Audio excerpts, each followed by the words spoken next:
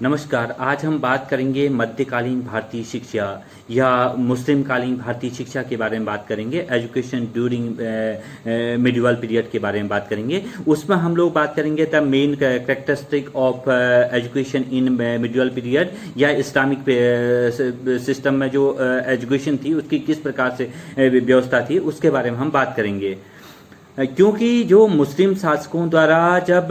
भारत में राज्य स्थापित कर लेने के परिणाम स्वरूप ये हुआ कि उनने जो प्राचीन जो भारतीय संस्कृति थी और जो प्राचीन भारतीय जो शिक्षा पद्धति थी उसका कहने का अर्थ है कहीं न कहीं मुस्लिम शासकों के आने के पश्चात उसका ह्रास होने लगा और मुस्लिम शासक अपने साथ एक नवीन संस्कृति लेकर के आए, नए धर्म को लेकर के आए, नए आदर्श को लेकर के आए और अपने जो शासन को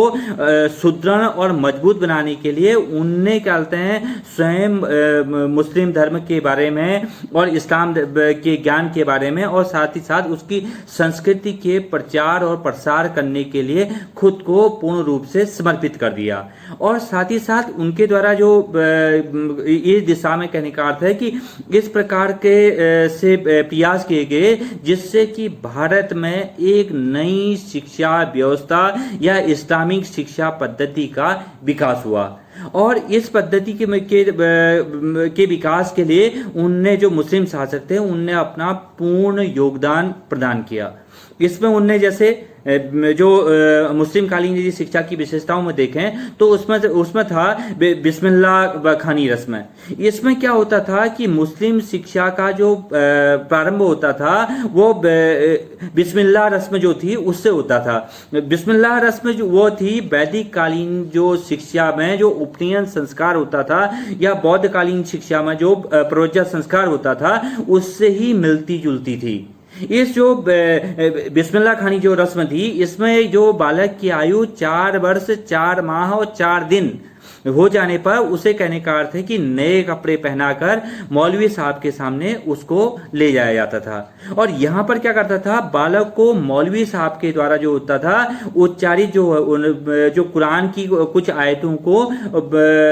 दोहराना पड़ता था। और यदि बालक क्या करता था उन आयतों को दोहरा लेता था तो ठीक है, यदि वो नहीं दोहरा पाता था तो उसको केवल तब एक शब्द था बिस्मिल्लाह करके शब्द को क्या करना माना जाता था कि उस शब्द को ही कहने से मान लिया जाता था कि बालक ने कहने का अर्थ है कि औपचारिक रूप से पढ़ाई की शुरुआत कर दी है या पढ़ाई का सिग्नेस कर दिया है। क्योंकि मौलवी साहब को इसके लिए कुछ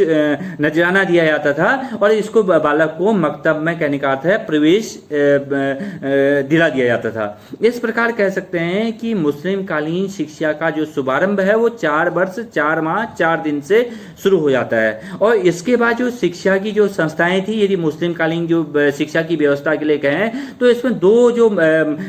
मकतब और मदरसा ये बहुत ही महत्वपूर्ण रहे हैं। जो मकतब थे, जो मकतबों में कहने का अर्थ है जो प्रारंभिक शिक्षा दी जाती थी और क्या कहते हैं मदरसों में जो दी जाती थी वो उच्च शिक्षा दी जाती थी। और मौलवी साहब के द्वारा जो है बिस्मिल्लाह खानी की जो रस्म है कि बात कहने का अर्थ है कि मकतब में शिक्षा के लिए बच्चों को प्रवेश दिया जाता था।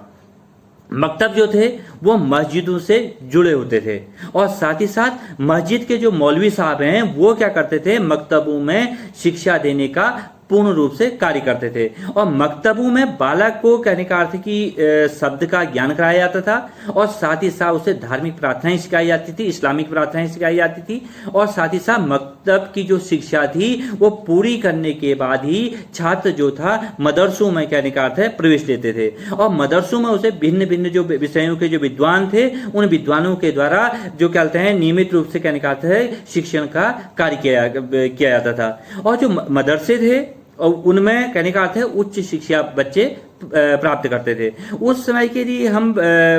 जो इस्लामिक शिक्षा थी उसके दौरान हम देखें जो किस प्रकार का पाठ्यक्रम था उसमें देखें तो जो मकतबे थे उनमें जो प्रारंभिक शिक्षा में छात्रों को लिखना और पढ़ना और पत्र व्यवहार और साधारण गणित के साथ साथ उसे अरबी और फारसी का कहने का अर्थ है कि ज्ञान दिया जाता था और साथ ही साथ उसको जीविकोपार्जन की उसमें क्षमता को विकसित किया जाता था। और साथ ही साथ इस्लाम धर्म का ज्ञान दे करके और साथ ही साथ उसको कुरान की जो आयतें हैं उनको कंठस्थ करा करके छात्रों में धार्मिक और नैतिक आचरण से संबंधित जो भी प्रवृत्ति है उसका विकास किया जाता था। और मदरसे जो हैं, मदरसों में कहने का अर्थ है कि उच्च शिक्षा प्रदान की जाती थी। उच्च शिक्षा को भी दो भागों में बांटा गया था उस समय, एक जो धार्मिक शिक्षा, एक जो थी लौकिक शिक्षा। और धार्मिक शिक्षा के अंतर्गत उस समय कुरान और हदीस व फिक जो धर्मशास्त्र हैं इनका जो गहन अध्ययन और विस्तृत जो था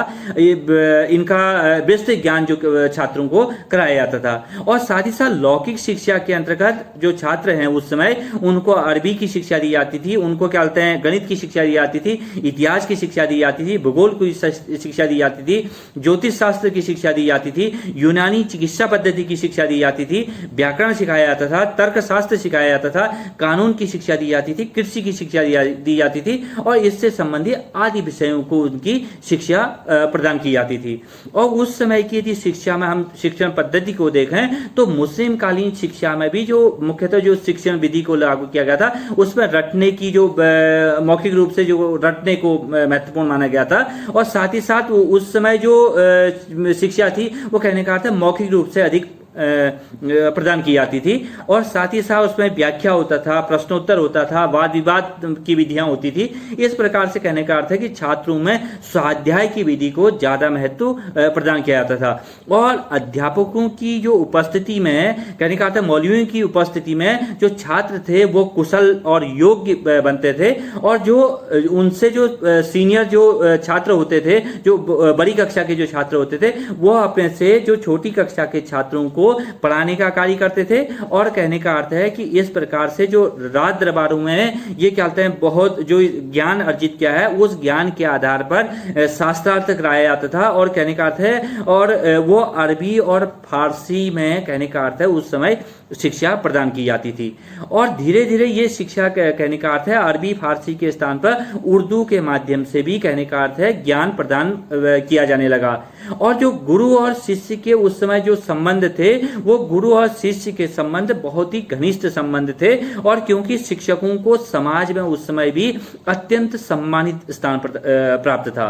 और जो शिक्षकों का जो उस समय जो वेतन होता था वो कहने का अर्थ है कहीं न कहीं समाज द्वारा ही उसको प्रदान किया जाता था। और उसमें जो गुरु और जो शिष्य थे उनके जो नियम थे वो बहुत मतलब कहना चाहिए कि कठोर नियम थे। उन नियमों का पालन करना अत्यंत ही आवश्यक होता था। और साथ ही साथ जो छात्र होते थे वो गुरु के आदेशों का पूर्ण रूप से पालन करते थे, अनुशासित होकर के जीवन का निर्वहन करते थे और ज्ञान प्राप्त करते थे। और साथ ही साथ छात्रों का व्यवहार बिल्कुल विनम्र होता था, सहनशीलता का उनमें गुण होते थे। और वो गुरु जो होता था वो भी छात्रों के प्रति कहने का अर्थ है श्रद्धा भाव रखता था। और इस प्रकार से गुरु और शिष्य के संबंध जो थे बहुत ही घनिष्ठ थे क्या कहते हैं मध्यकाल में। और उस समय की जो अनुशासन और दंड और पुरस्कार की व्यवस्था थी वो भी कहने का अर्थ है कि अत्यंत मतलब मुस्लिम काल में जो ये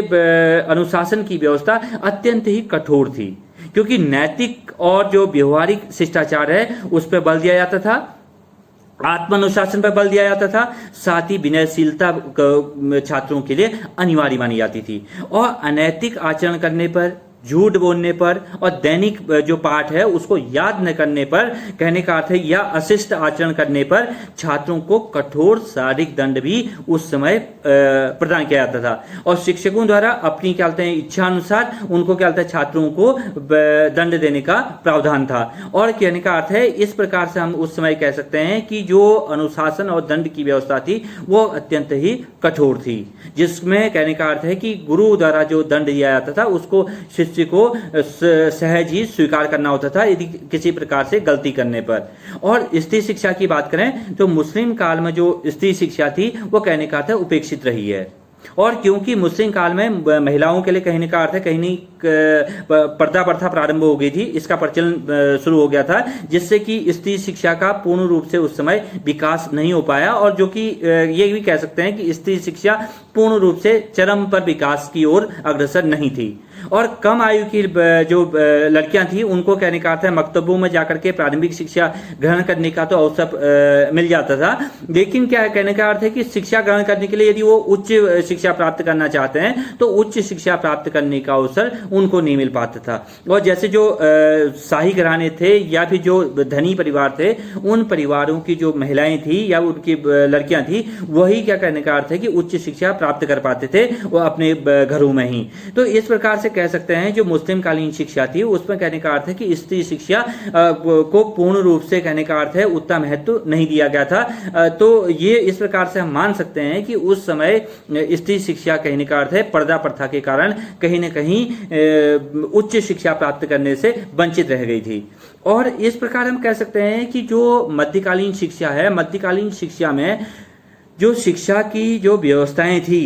गुरु और शिष्य के संबंध की बात करें या पाठ्यक्रम की बात करें या बिस्मिल्लाह खानी रस्म की बात करें या मकतबे और मदरसों की बात करें, वो वास्तव में उस समय के जो शासक थे उन शासकों द्वारा पूर्ण रूप से इस्लामिक शिक्षा के प्रचार और प्रसार और इस्लामिक संस्कृति और सभ्यता के प्रचार और प्रसार के लिए बहुत बड़ा कार्य किया गया। और इसमें मुस्लिम शासकों ने बढ़ चढ़ करके इस्लामिक शिक्षा के प्रचार और प्रसार के लिए निरंतर कार्य किया और उसी के परिणाम स्वरूप कहने का अर्थ है कि इस्लामिक संस्कृति, भारतीय जो प्राचीन जो संस्कृति थी और जो प्राचीन शिक्षा व्यवस्था थी उसके ऊपर कहने का अर्थ है कि हावी होकर के इस्लामिक संस्कृति और सभ्यता का शुभारंभ हुआ और एक नई शिक्षा व्यवस्था के रूप में कहने का अर्थ है इस्लामिक जो मध्यकालीन जो भारतीय शिक्षा व्यवस्था है उसमें इस्लामी शिक्षा का प्रभुत्व स्थापित हुआ। मुस्लिम काल में व्यवसायिक शिक्षा को बहुत अधिक महत्व दिया गया, क्योंकि व्यवसायिक शिक्षा के तहत जो मुस्लिम काल के जो शासक थे उन शासकों द्वारा हस्तकला, साथ ही साथ ललित कला और वास्तुकला जैसे क्या कहते हैं व्यवसायिक शिक्षा को प्रोत्साहन प्रदान किया गया, जिसके द्वारा मुस्लिम काल में जो कहते हैं नक्काशी का काम था, दस्तकारी का काम था, साथ ही साथ मलमल आदि का जो कार्य था, उस कार्यों के से संबंधित जो कारीगर थे उन कारीगरों के द्वारा उस समय छात्रों को कहने का अर्थ है कि इन कलाओं में दक्ष करने के लिए शिक्षा प्रदान की जाती थी और उनके साथ उनको नए नए कलाओं का परीक्षण और प्रशिक्षण प्रदान किया जाता था। कहने का अर्थ है उस समय की शिक्षा व्यवस्था में कौशल विकास को बहुत प्रमुखता से बल दिया गया, जिससे कि प्रत्येक छात्र आत्मनिर्भर बन सके और वो स्वयं ही कार्य करने में सक्षम हो सके। इस पर मुस्लिम कालीन शिक्षा ने अधिक बल दिया और साथ ही साथ उस समय की शिक्षा व्यवस्था में सैनिक शिक्षा को भी स्थान दिया गया था। सैनिक शिक्षा को इसलिए स्थान दिया गया था क्योंकि मुस्लिम काल के जो शासक थे उन शासकों को अपने शासन की रक्षा के लिए निरंतर युद्ध करना पड़ता था, इसलिए उस समय पर सैनिक शिक्षा के लिए भी जो सैनिक शिक्षा के विकास के लिए भी पर्याप्त अवसर दिए गए थे बच्चों को, छात्रों के लिए। और छात्र क्या करते थे उस समय पर जो योद्धाओं के साथ कहने का अर्थ है कि घुड़सवारी करते थे और तीरंदाजी करते थे, युद्ध संचालन की कला को सीखते थे, अस्त्र शस्त्रों की शिक्षा को सीखते थे। इस प्रकार से कह सकते हैं कि उस जो मध्यकालीन मुस्लिम कालीन शिक्षा है उस मुस्लिम कालीन शिक्षा में सैनिक शिक्षा को भी स्थान दिया गया है। इसके अलावा उस समय की जो उपाधियां थी, जो उपाधियां प्रदान की जाती थी मुस्लिम कालीन यदि शिक्षा की यदि समाप्ति के बाद देखें तो उस समय जो छात्रों को जो उपाधियां प्रदान की जाती थी, जैसे कोई तर्कशास्त्र या दर्शन शास्त्र की शिक्षा पूर्ण कर लेता था तो उसे फाजिल की उपाधि दी जाती थी। साथ ही साथ जो धर्म से की योग्यता को पूर्ण कर ले जाता था तो उसे आलिम की उपाधि प्रदान की जाती थी। इस प्रकार कह सकते हैं कि जो मुस्लिम कालीन शिक्षा है, मुस्लिम कालीन शिक्षा में भी उपाधि देने का प्रचलन था और साथ ही साथ उस समय जो शिक्षा व्यवस्था थी वो पूर्णतः निःशुल्क थी, उसमें किसी प्रकार का शुल्क नहीं लिया जाता था उस समय की जो शिक्षा के प्राप्त करने के लिए। और जो उर्दू शिक्षा का विकास भी कहने का अर्थ है मुस्लिम युग में ही उर्दू शिक्षा का विकास भी हुआ और साथ ही साथ इसी भाषा को कहने का अर्थ है सर्वाधिक महत्व भी मुस्लिम काल में दिया गया। और इसके अलावा अरबी और फारसी में भी शिक्षा देने पर कहीं न कहीं बल दिया गया, उसको प्रोत्साहन दिया गया। और इसके अलावा साहित्य की प्रगति हुई, मुस्लिम काल में कहने का अर्थ है जो सम्राट होते थे उनके दरबार में जो विद्वान होते थे, कहने का अर्थ है उस समय पर साहित्य का बहुत ज़्यादा उसको प्रमुखता दी गई और साहित्य का बहुत ज़्यादा कहना चाहिए कि विकास हुआ। और इसके अलावा जो धार्मिकता पर जोर दी गई उस समय जो मुस्लिम काल था, मुस्लिम काल में जो कहने का अर्थ है कि मध्यकालीन जो शिक्षा थी उसमें धार्मिकता पे भी पूर्ण रूप से स्थान दिया गया, उसको प्रमुखता प्रदान की गई। इस प्रकार हम कह सकते हैं कि जो मुस्लिम कालीन जो मध्यकालीन शिक्षा है, मध्यकालीन शिक्षा में कहने का अर्थ है कि जो उसकी विशेषताएं थी उन विशेषताओं के तहत कहने का अर्थ है कि छात्रों को धार्मिक शिक्षा के साथ साथ उनके कौशल विकास के प्रति भी कहने का अर्थ है कहीं न कहीं उस शिक्षा में महत्व दिया गया है। और यदि हम देखें उस समय की जो शिक्षा के स्थल थे वो कहने का अर्थ है कहीं न कहीं जो प्राथमिक शिक्षा थी वो कहने का अर्थ है कि मकतबों में होती थी, और जो उच्च शिक्षा थी वो कहने का अर्थ है मदरसों में होती थी। और जो प्राथमिक शिक्षा थी यदि प्राथमिक शिक्षा के लिए देखें तो उसमें कहने का अर्थ है जो दरगाहों में भी वो शिक्षा दी जाती थी, और कहते हैं इसके अलावा वो खानगाहों में भी वो शिक्षा दी जाती थी। इस प्रकार से कह सकते हैं कि मुस्लिम कालीन जो शिक्षा थी वो शिक्षा में बिस्मिल्लाह खानी जो रस्म थी उससे ही प्रारंभिक शिक्षा का शुभारंभ होता था। और प्रारंभिक शिक्षा के शुभारंभ के साथ ही साथ बच्चा क्या करता था कि नए कौशल को सीखने के लिए भी तत्पर हो जाता था। वो उसमें कुरान की आयतों के ज्ञान के साथ साथ वो कौशल युक्त शिक्षा सीखने के लिए भी अपने आप को पूर्ण रूप से तत्पर और सक्षम होने के मुस्लिम काल में शिक्षण संस्था के रूप में देखें तो वहाँ पर जो मकतब थे, जो मकतब यदि हम इस शब्द की यदि उत्पत्ति देखें तो ये कहने का अर्थ है अरबी के कुतुब शब्द से हुई है, और कुतुब जिसका अर्थ होता है उसने लिखा, ही रोट। और इसे यदि उर्दू भाषा के में यदि इस कुतुब शब्द को देखें तो इसका अर्थ होता है किताब का ही ये कहने का अर्थ है बहुवचन है। और इसमें इस प्रकार हम कह सकते हैं मकतब वह स्थान है जहां बालकों को पढ़ना और लिखना सिखाया जाता है। और ये कहने का अर्थ है मकतब जो थे वो कहने का अर्थ है कि वो प्राथमिक शिक्षा के केंद्र थे। और ये क्या जो मकतब थे वो कहने का अर्थ है कहीं न कहीं मस्जिद से संबद्ध होते थे, और कहीं कहीं पर क्या होते थे मौलवी लोग ही जो थे इसको क्या कहते हैं व्यक्तिगत रूप से इसको कहने का अर्थ है वहां पर शिक्षा देने का कार्य करते थे। और मकतबों में कहने का अर्थ है मुसलमान बालकों को पढ़ने की और वहां पर शिक्षा प्राप्त करने की पूरी व्यवस्था की जाती थी। और साथ ही साथ मकतबों की संख्या उस समय जो थी इतनी अत्यधिक संख्या में नहीं थी कि जिससे कि कह सकें कि उस समय के सभी बालकों को पूर्ण रूप से ये शिक्षा प्राप्त हो पाती होगी, ये कह पाना अत्यंत ही कठिन है। तो कहने का अर्थ है मकतब उस समय क्या थे कि प्राथमिक शिक्षा के अध्ययन केंद्र थे जहां पर प्राथमिक शिक्षा प्राप्त की जाती थी। और कहने का अर्थ है मकतब एक जो शिक्षण वाली जो कहने का अर्थ है संस्थाएं होती थी, इनमें शिक्षण का जो कार्य होता था वो कहने के प्रातःकाल से लेकर के मध्याह्न तक होता था, और फिर उसके बाद क्या ये कार्य जो होता था अपराह्न तक चलता था। और छात्रों से इसमें कहने का था मकतबों में किसी भी प्रकार का शुल्क नहीं लिया जाता था, और शिक्षकों के भरण पोषण की पूर्ण जो व्यवस्था थी वो कहने का अर्थ है उस समय के जो धनी व्यक्ति थे और जो समाज के और जो शासक वर्ग था उनके द्वारा किया जाता था। और राज्य को जो कहने का अर्थ है मकतबों का जो विशेष प्रयोजन ये था कि अधिक से अधिक बच्चों को इस्लामिक शिक्षा प्रदान करना। और मकतबों में वो शिक्षा ग्रहण करने के बाद वो कहने का अर्थ है कि वो बच्चा मदरसों की ओर जाता था। और कहने का अर्थ है जो खानगाहें भी उस समय पे शिक्षा के मतलब प्रारंभिक शिक्षा के केंद्र होते थे, और उस समय दरगाहें भी कहने का अर्थ है ये प्राथमिक शिक्षा के केंद्र होते थे। और साथ ही साथ उस समय जो है फारसी के स्कूल भी इस प्राथमिक शिक्षा के केंद्र होते थे। कुरान स्कूल भी उस समय प्राथमिक शिक्षा के केंद्र थे, और साथ ही साथ उस समय फारसी और कुरान के स्कूल भी थे, उनमें फारसी और कुरान का जो था मिश्रित रूप से बच्चों को उस समय ज्ञान दिया जाता था। इस प्रकार हम कह सकते हैं कि जो प्राथमिक शिक्षा के जो केंद्र थे वो कहने का अर्थ है मकतब थे। मकतबों में ही उस समय कहने का अर्थ है कि प्राथमिक शिक्षा दी जाती थी। थी। और इन मकतबों में से ही बच्चा क्या करना चाहिए कि अपने कुरान की आयतों को सीखने के साथ साथ बच्चा क्या करता था, कौशल युक्त शिक्षा भी सीखने की ओर अग्रसर होता था। मुस्लिम काल में यदि हम उच्च शिक्षा की स्थिति देखें, उच्च शिक्षा के लिए उस समय मदरसे थे और मकतबों में तो प्राथमिक शिक्षा दी जाती थी, मदरसों में कहने का अर्थ है कि उच्च शिक्षा दी जाती थी। जो मदरसा यदि इस शब्द की उत्पत्ति देखें, ये अरबी भाषा के दरस शब्द से हुई है और जिसका अर्थ होता है भाषण, ए लेक्चर। इस प्रकार से हम कह सकते हैं कि मदरसा वह स्थान है जहां शिक्षण के लिए भाषण या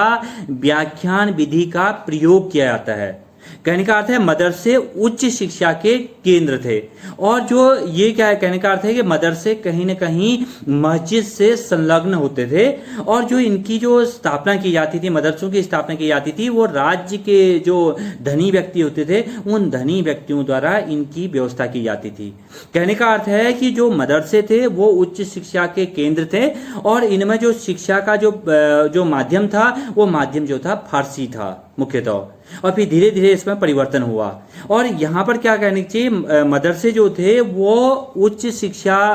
प्राप्ति के साथ साथ बच्चों में कहने का अर्थ है कौशल विकास के लिए भी महत्वपूर्ण माने जाते थे। और ये कहने का अर्थ है कि उस समय अरबी के स्कूल भी थे। इसके अलावा मकतबों और मदरसों के अलावा अरबी के स्कूल भी थे और अरबी के स्कूल में कहने का अर्थ है अरबी भाषा और साहित्य के विद्वानों के द्वारा इस पर उच्च शिक्षा प्रदान की जाती थी। और यदि हम मुस्लिम कालीन शिक्षा में देखें तो वहाँ पर जो स्त्री शिक्षा की बात करें, कहने का अर्थ है वुमेन्स एजुकेशन की बात करें, तो वो पर्दा प्रथा ने कहने का अर्थ है ये मतलब कहने स्त्री शिक्षा को उतना प्रभावशाली ढंग से कहने का अर्थ है कि शिक्षा में अपना स्थान नहीं बना पाए हैं स्त्रियां। कहने का अर्थ है कि उस समय जो स्त्रियों में कहने का अर्थ है पर्दा प्रथा के कारण जो छोटी बालिकाएं जो थी वो केवल मकतबों में ही शिक्षा अध्ययन कर पाते थे। और साथ ही साथ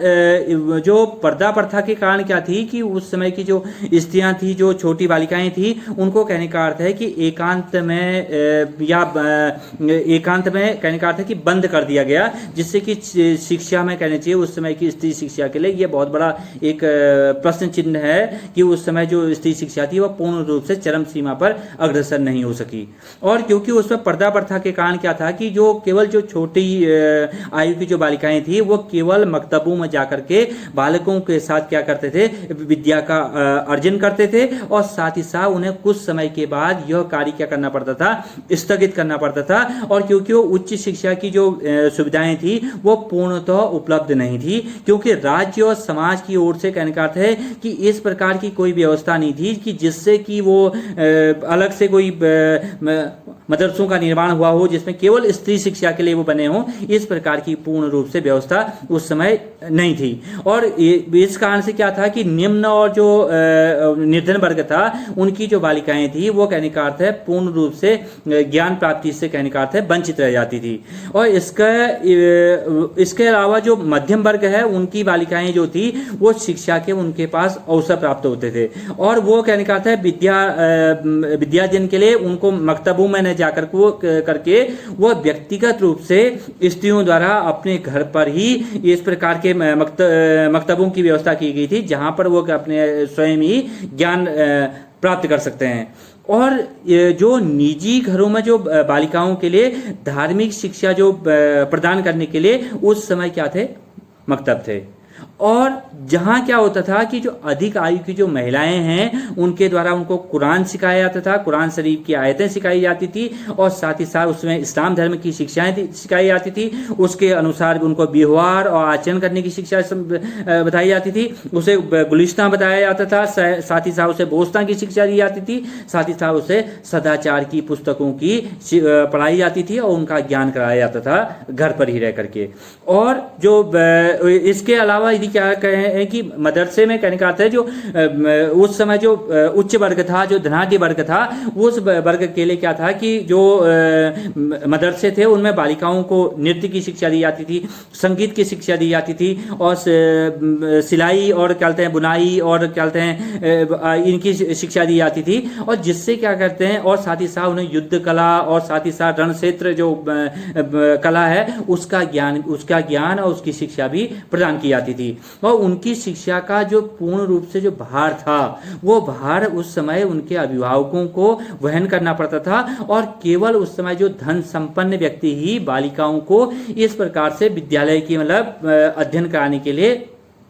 तत्पर होते थे। क्योंकि धन संपन्न परिवार ही या राजघरानों के जो परिवार हैं, जो कुलीन परिवार हैं, उन संपन्न परिवार हैं, उन संपन्न परिवारों की जो स्त्रियां थी, जो बालिकाएं थी, वही क्या कहना चाहिए कि उच्च शिक्षा उस समय प्राप्त करने में सक्षम थे। इस प्रकार कह सकते हैं कि उस समय जो महिलाओं की जो शिक्षा थी वो कहने का अर्थ है निम्न वर्ग और क्या कहते हैं जो निर्धन वर्ग है वह पूर्ण रूप से उसका लाभ नहीं ले पाया। क्योंकि लाभ इससे नहीं ले पाया क्योंकि उस समय ये आज की तरह नहीं था कि यहाँ पर क्या कहते हैं गर्ल्स इंटर कॉलेज या फिर क्या कहते हैं इंटर कॉलेज, इस टाइप की व्यवस्था नहीं थी कि जहाँ पर क्या कहते हैं इंटर कॉलेज है तो जहाँ पर दोनों को एजुकेशन हो सकती है, जहाँ पर क्या कहते हैं केवल गर्ल्स की है तो वहाँ पर क्या कहते हैं बालिकाएं वहाँ पर शिक्षा प्राप्त कर सकती हैं। इस प्रकार के मकतब और मदरसों का निर्माण नहीं था कि जहाँ पर क्या कहते हैं स्त्रियाँ अलग से जा करके अपना क्या कहते हैं सभी प्रकार के ज्ञान को, उच्च शिक्षा को प्राप्त कर सकें। ये इस प्रकार की व्यवस्था उस समय की शिक्षा में पूर्ण रूप से नहीं थी। ये एक कहना चाहिए कि मुस्लिम कालीन शिक्षा का धीरे धीरे जैसे जैसे विकास होते गया उसमें परिवर्तन होते गया, और धीरे धीरे कहने का अर्थ है कि मुस्लिम काल की जो स्त्रियां थी वह भी शिक्षित होने लगी। और जो आपने देखा होगा जो इसके बाद जो बड़े बड़े राजघराने थे, राजघरानों में जो वहाँ की महिलाएं थी और जो वहाँ की बालिकाएं थी वो पूर्ण रूप से उच्च शिक्षा को भी और युद्ध कौशल की भी शिक्षा को भी में भी क्या कहते हैं प्रांगण होने लगी और उसमें मजबूती लाने लगी, और उसके साथ ही साथ उनके कौशलों में भी विकास होने लगा। और इसके अलावा यदि हम उस समय की जो शिक्षा में देखें तो कहने चाहिए कि उस समय जो कौशल विकास उसको बहुत महत्व दिया गया है व्यवसायिक शिक्षा में, क्योंकि व्यावसायिक शिक्षा पर उस समय ज़्यादा बल दिया गया है, और साथ ही साथ उस समय चिकित्सा जो शास्त्र था उसकी शिक्षा को भी प्रमुखता दी गई है, और ललित कलाओं की शिक्षा को भी प्राथमिकता दी गई है। और उस समय कहना चाहिए कि जो संगीत है, चित्रकला है, नृत्य कला है, और जो इनकी शिक्षा को प्रमुखता प्रदान की गई, उस समय ये चरम सीमा पर भी उन्नति की ओर थे। क्योंकि जो राजघराने थे वो राजघरानों में कहने का अर्थ है वो राजघराने कहने का अर्थ है कि इन ललित कलाओं के अत्यंत ही शौकीन थे, और सैनिक शिक्षा भी उस समय प्रमुखता से प्रदान की जाती थी। क्योंकि उस समय राजा महाराजाओं को कहने का अर्थ है कहीं न कहीं किसी न किसी प्रकार से राज्य की सीमाओं के वृद्धि के लिए उनको कहने का था युद्ध करना पड़ता था, इसलिए युद्ध के लिए उनको योद्धाओं की आवश्यकता होती थी। इसलिए कहने का अर्थ है कि छात्रों को युद्ध कौशल की शिक्षा भी उस समय प्रदान की जाती थी। इस प्रकार हम कह सकते हैं कि जो मुस्लिम कालीन शिक्षा है, मुस्लिम कालीन शिक्षा में से यदि वर्तमान परिप्रेक्ष्य में हम इस आधुनिक मॉडर्न शिक्षा में देखें तो उसमें बहुत सारे जो उस समय की विशेषताएं थी उन विशेषताओं को लेने की आवश्यकता है। उसमें यदि हम देखें तो उस समय की जैसे औषधि या चिकित्सा शास्त्र की शिक्षा है, उस शिक्षा को आज प्रत्येक छात्र को देने की जरूरत है। क्योंकि प्रत्येक छात्र कहने का अर्थ है कि योग द्वारा या फिर कहने का अर्थ है कि उस समय की जो चिकित्सा पद्धति थी या यूनानी चिकित्सा पद्धति थी उसके शिक्षा को प्राप्त कर करके वो अपने जीवन को सुरक्षित और मजबूत कर सकता है और अपना वो शारीरिक और मानसिक विकास कर सकता है। साथ ही साथ उस समय की शिक्षा व्यवस्था में से हमें ललित कलाओं की शिक्षा को आज की शिक्षा में सम्मिलित करने की आवश्यकता है, जिसमें चाहे वो संगीत की हो, चाहे चित्रकला हो, चाहे नृत्य कला हो, चाहे वो उस समय के जो कहने चाहिए कि कौशल विकास से संबंधित जो भी कौशल थे उनको आज भी शिक्षा में सम्मिलित करके उनका लाभ लेने की आवश्यकता है। और इसके अलावा हम बात करें तो उस समय की जो शिक्षा में जो भी मतलब जो उससे महत्वपूर्ण ज्ञानदायक चीजें थी, उन ज्ञानदायक और महत्वपूर्ण जो उस समय की शिक्षा व्यवस्था के बिंदु थे, उन बिंदु को आज भी शिक्षा में सम्मिलित करने की आवश्यकता है। हमें उस समय के कहने करते हैं मुस्लिम कालीन जो शिक्षा थी उसमें से हमें साहित्य, व्याकरण, कृषि, गणित, भूगोल और क्या कहते हैं कानून, ज्योतिष के साथ साथ ही हमें अर्थशास्त्र, नीति शास्त्र, दर्शन शास्त्र और यूनानी चिकित्सा, इनके ज्ञान को बच्चों को प्रदान करने के लिए तत्पर करना चाहिए। और साथ ही साथ हमें क्या कहते हैं जो दर्शन है उस दर्शन के महत्व को जानना चाहिए। दर्शन क्या है, उसके सिद्धांतों को आज बच्चों को सिखाने की अत्यंत ही आवश्यकता है। तर्कशास्त्र की शिक्षा देने की जरूरत है जिससे कि बच्चे तर्क कर सकें। और साथ ही साथ राजनीति शास्त्र का ज्ञान कराना अत्यंत आवश्यक है जिससे कि वो वर्तमान राजनीति को समझ पाएं। और साथ ही साथ शिक्षा में तर्क और करना बच्चे सीख सकें। ये और इसके अलावा बच्चे संगीत, हस्तकला और चित्रकला और का ज्ञान कर सकें, क्योंकि इनका ज्ञान होने से बच्चे के अंदर कौशलों का विकास होगा। और चिकित्सा शास्त्र के विषय में जान सकेंगे बच्चे। तो इन सभी जो विषयों का वो जब तक व्यवहारिक ज्ञान को नहीं सीखेगा बच्चा, तब तक उसके भविष्य के क्या कहते हैं सफल भविष्य होने और क्या कहते हैं उज्जवल भविष्य होने और समाज हित में इस क्या कहते हैं जीवन को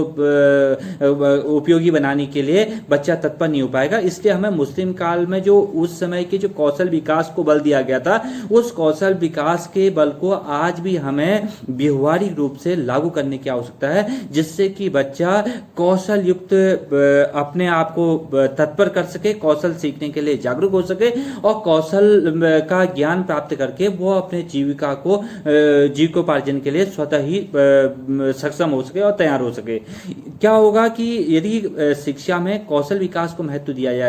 तो छात्र अपने विकास करने के लिए और इस समाज के, राष्ट्र के विकास करने में अपने आप ही स्वतः ही योगदान देने के लिए तत्पर हो जाएगा। और बच्चे को आज शिक्षा में अधिक से अधिक कौशल विकास की शिक्षा देने के लिए तत्पर करना चाहिए। उसे नए कौशल को सीखने के लिए उसे स्वतः ही लर्निंग बाय डूइंग करने के लिए बच्चे को तत्पर करना चाहिए। इस प्रकार के हम कह सकते हैं कि मुस्लिम कालीन शिक्षा की जो महत्वपूर्ण विशेषताएं थी, उन विशेषताओं को शिक्षा में आज लागू करने की आवश्यकता है। और जो उस समय की जो शिक्षा व्यवस्था के जो